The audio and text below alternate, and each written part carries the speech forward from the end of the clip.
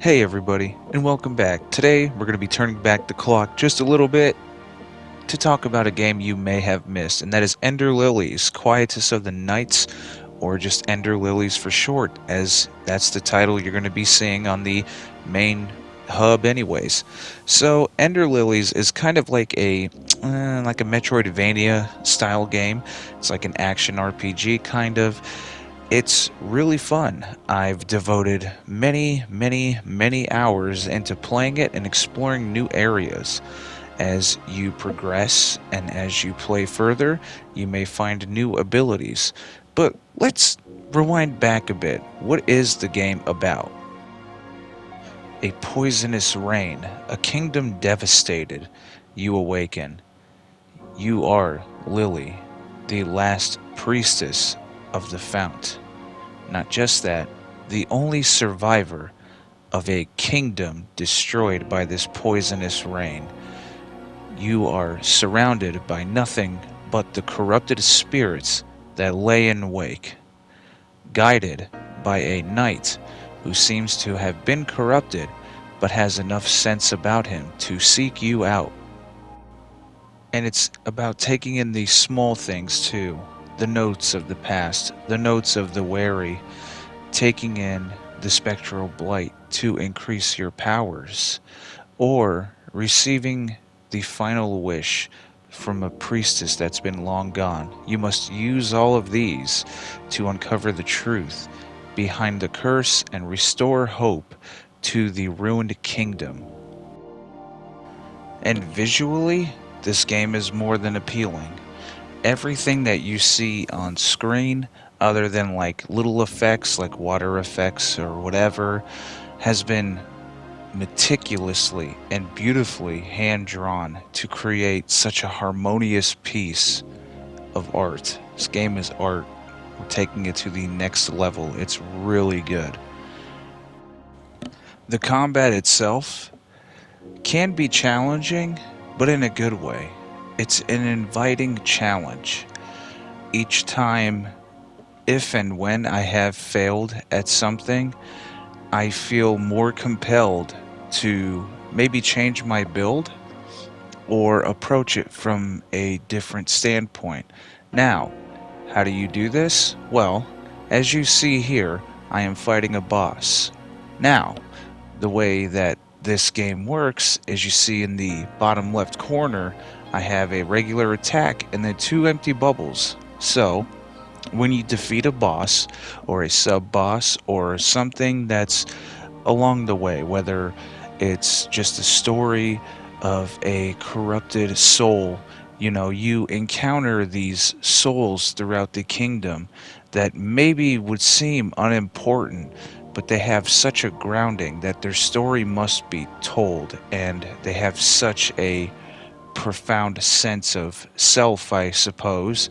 So, as you encounter these, you end up acquiring their abilities, and through some of them, you may encounter memories, whether it is solely their memory, or a memory that has to do with Lily, or a memory that has to do with other priestess, or a memory that has to do with the kingdom. It's a very engaging way for you to manage your loadout, work on the combat, and figure out more of what's going on. And not just that, because of everything being hand drawn, the cutscenes themselves carry so much more depth. Being able to draw everything and then add a texture, whether it's like right here where it's the light shining through, or add the little dust particles in between, or the light that shines on something, you're able to reflect that more. And I think it is stunning. It's absolutely amazing. This game is such a gem that I feel is overlooked. I could be exaggerating, but I've heard nobody talk about it. And really, I've heard that there's a sequel coming up, so I wanted to talk about it to bring more light to it. See, what's nice about it too is when you do purify the bosses and sub-bosses, you gain the Spirit, which is an extra attack, and you can gain passives, which can be double jumps or dashes or whatever may have you. And what's nice about that is you can start customizing your loadout to fit the attack style that you would prefer. So you end up getting a multitude of spirits that can travel right beside you, as well as figuring out how to approach different scenarios, figuring out how to approach different areas. So, what I did for one of my loadouts is a light, nimble attack, having Sigrid swing a mace around, and then having a shield that parries into a heavy attack. This way, I have the kind of most offensive loadout, and then for my secondary, it has a launching magic spell, a heavy attack mace, and then another spell. So it kind of has a brutal up close, but a lot of keep away. And I think that's really cool that you can intertwine and have your loadouts be set to where you can interchange them so easily and you can utilize them so easily. Another thing that makes this game great is the reward for exploring and going back to explore more, whether it's by finding new relics that increase your health, finding relics that give you a shield, a permanent parry shield, or finding more wishes of the priestess, which increase your prayer. And I didn't go over that, but prayer is a self-healing ability, which I think adds so much more depth in the game.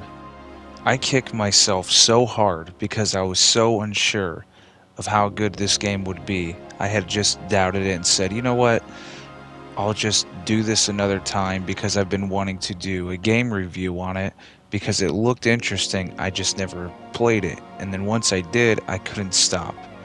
So I recommend this to anybody that enjoys action RPGs, that enjoys Metroidvania games, which is obviously Castlevania and Metroid. And if you just enjoy a really good, thrilling story, the music itself is gorgeous. The environments are meticulously and beautifully painted, and everything just comes together so nicely. But I leave no spoilers. Everything that I've shown here has been almost towards the beginning. I've left off all the footage I captured from later in the game because I think it's important that you play this game if you're interested. And with that, I want to thank you all for watching. I appreciate you all. And 1K gang, let's go. I'm going to leave you off with a little bit of the game's gorgeous, gorgeous music.